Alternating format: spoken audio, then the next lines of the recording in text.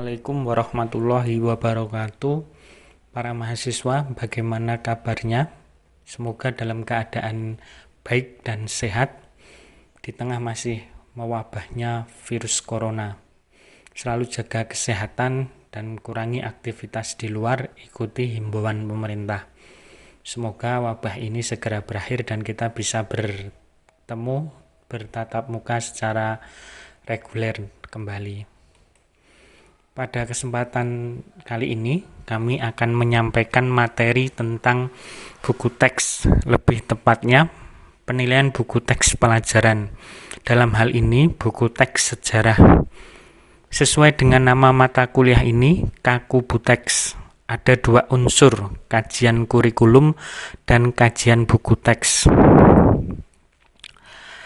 Para mahasiswa bisa dilihat di layar, ini adalah beberapa cover buku teks pelajaran sejarah di kurikulum 2013 yang sudah terbit dan kemudian beredar di masyarakat, di sekolah.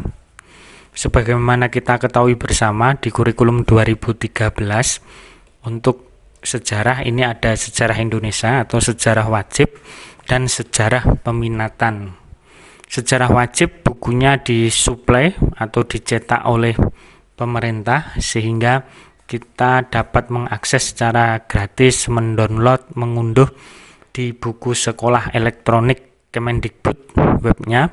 Sementara itu untuk yang buku sejarah peminatan ini yang kemudian dicetak atau diterbitkan dari pihak swasta, para penerbit swasta.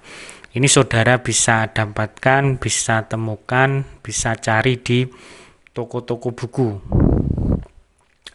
Buku teks pelajaran merupakan salah satu komponen penting dalam kegiatan pembelajaran di sekolah.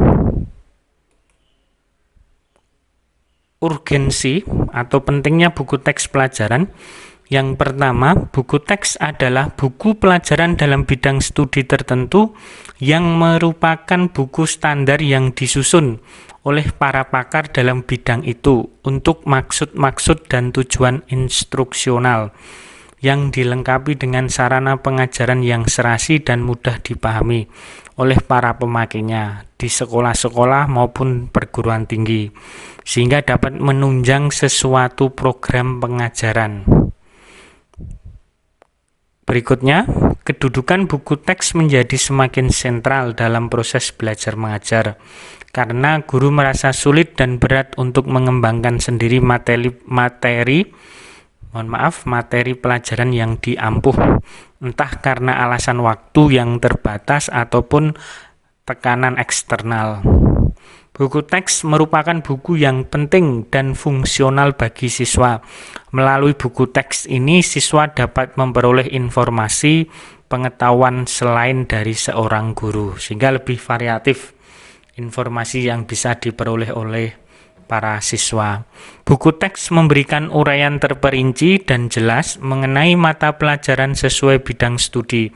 Bahkan buku teks dapat membuat siswa termotivasi untuk belajar. Nah, ini beberapa urgensi atau pentingnya buku teks pelajaran. Masih banyak urgensi yang lain tentang buku teks pelajaran ini. Selanjutnya, buku teks pelajaran sejarah. Penulisan buku teks pelajaran sejarah untuk pendidikan di sekolah pada hakikatnya merupakan bagian dari perkembangan historiografi di Indonesia. Kesadaran untuk menulis buku sejarah sudah ada sejak awal kemerdekaan.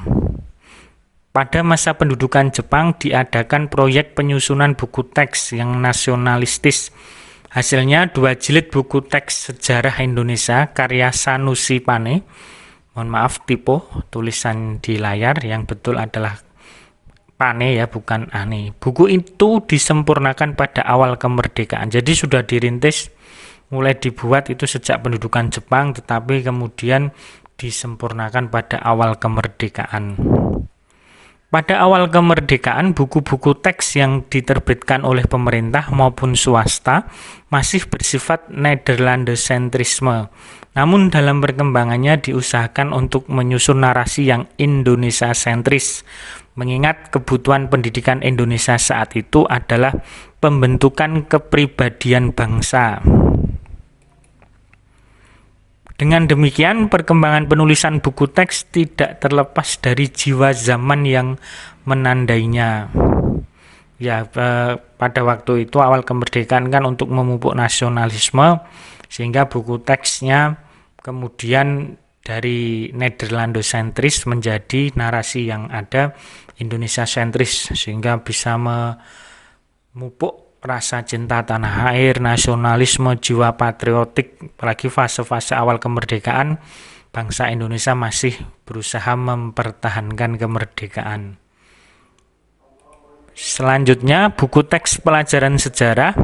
Ini ada pendapat yang menarik dari tulisannya atau kutipannya Helios Samsudin dalam artikelnya, menulis tentang kriteria dan permasalahan penulisan buku teks sejarah. Menurut pendapatnya ada 6 kriteria yang harus dipenuhi dalam penulisan buku teks sejarah, yaitu substansi faktual yang harus dipertanggungjawabkan pertama, kedua, penafsiran atau penjelasan, ketiga, penyajian dan retorika yang harus sesuai dengan teori psikologi perkembangan, keempat, pengenalan konsep-konsep sejarah Indonesia dan umum perlu menggunakan kriteria. Kelima, buku teks pelajaran sejarah secara teknis konseptual mengikuti GBPP atau kurikulum.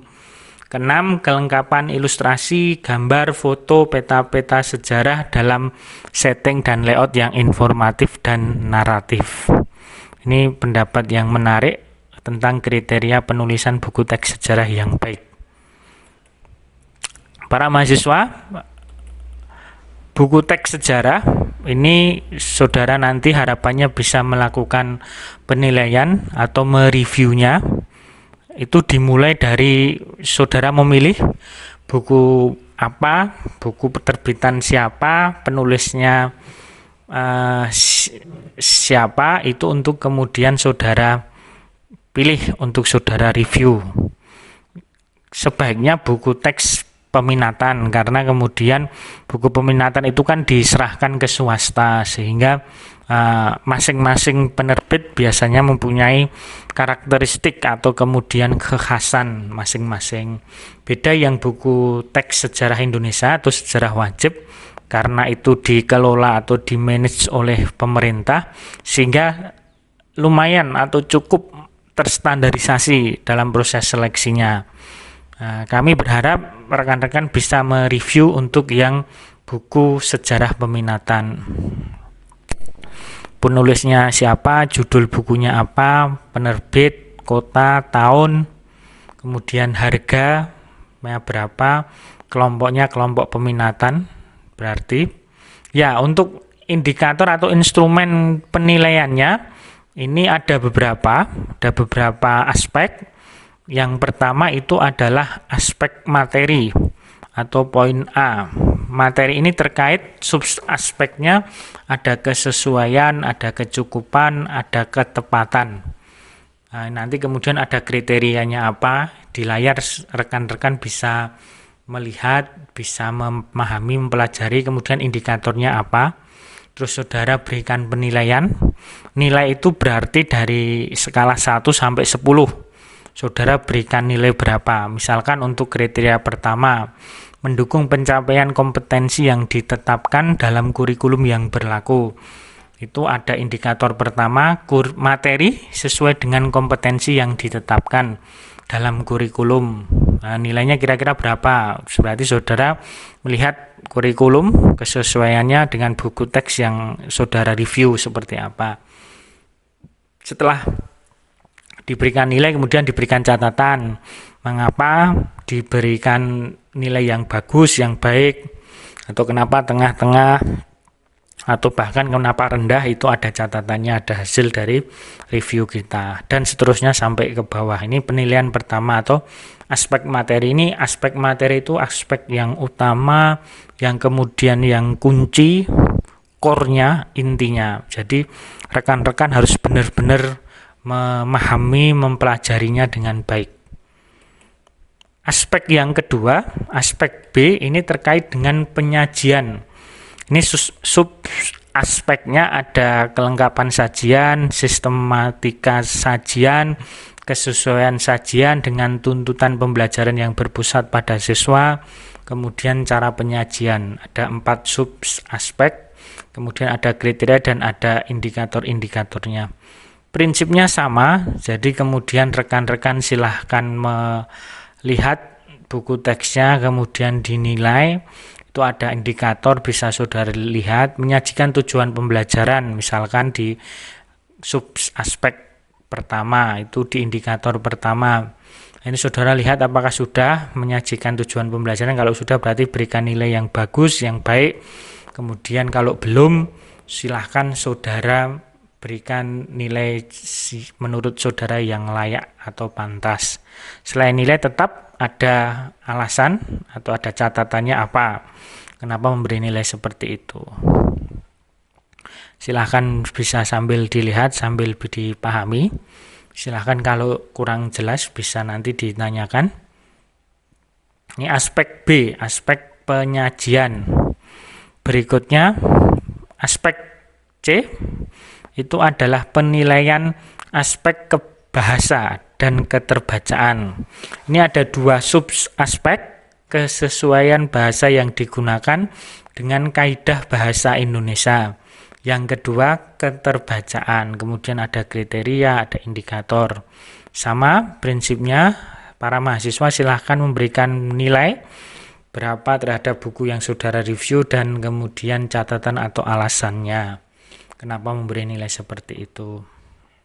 Silahkan sambil dipahami terkait aspek yang ketiga, yaitu aspek bahasa dan keterbacaan. Selanjutnya, aspek yang keempat itu aspek lain, fisik dan non-fisik. Kalau istilah pusat buku, pusbuk ya, aspek grafika. Ini ada tampilan cover, kualitas kertas, kualitas penjilitan, kualitas cetak, kualitas gambar, warna, harga. Nah, ini aspek lain, ini aspek fisik dan non-fisik. Sehingga otomatis kalau ini ada aspek ini, berarti ya buku yang kemudian sudah posisi di print ya, atau kemudian dicetak. Nah, ini sehingga kemudian saudara bisa menilai kualitas kertasnya, kualitas penjilitannya, kualitas cetaknya, kualitas gambarnya, kualitas warnanya seperti apa. Silahkan sambil dipahami. Oke. Setelah beberapa aspek tadi, 4 aspek tadi saudara berikan nilai di masing-masing indikatornya. Nilai total, rumusnya, nilai total sama dengan A ditambah B ditambah C ditambah D kemudian dibagi 4. Nanti hasilnya kira-kira berapa? Yang pada akhirnya rekomendasi pilih buku yang bernilai 80 ke atas. Jadi nanti maksimal karena skala 1 sampai 100, sehingga nanti akan di 1 sampai 10 mohon maaf, kemudian nanti ditambahkan A tambah B tambah C tambah D, nanti dibagi 4. Nilainya ya nilai akhir yang 80 ke atas berarti buku itu layak atau baik atau kita rekomendasikan untuk beredar atau diterima atau dipelajari oleh siswa maupun guru. Tetapi jikalau ada buku yang bernilai di bawah 80, ini catatan kita tentunya bahwa buku ini perlu untuk diperbaiki atau kemudian disempurnakan lebih lanjut. Silahkan dipahami Kira-kira apa yang kemudian saudara belum jelas? Harapannya insya Allah kalau melihat petanya saya rasa para mahasiswa bisa memahami ini, karena kemudian sudah ada instrumennya, sudah ada perangkatnya untuk melakukan review atau penilaian buku teks pelajaran sejarah peminatan yang kemudian beredar di masyarakat atau di siswa. Demikian yang dapat kami sampaikan terkait penjelasan tentang penilaian buku teks atau review buku teks sejarah peminatan maupun buku sejarah secara umum yang kemudian bisa kita pelajari. Kami berharap semoga ini bermanfaat bagi para mahasiswa, karena ini menjadi salah satu unsur dari mata kuliah ini, sehingga kami sampaikan penjelasan ini. Kalau ada yang kurang jelas atau kurang paham, silahkan bisa ditanyakan atau komentar di bawah, di link komentar. Nanti insya Allah kami jawab semampu dan sebisa kami. Kami berharap ini saudara bisa mengerjakan dengan baik, saudara bisa memahami, sehingga kemudian besok ketika menjadi guru, saudara benar-benar mantap, benar-benar siap dan menguasai tentang penilaian buku teks pelajaran sejarah. Demikian yang dapat saya sampaikan, kurang lebihnya mohon maaf. Terima kasih. Assalamualaikum warahmatullahi wabarakatuh.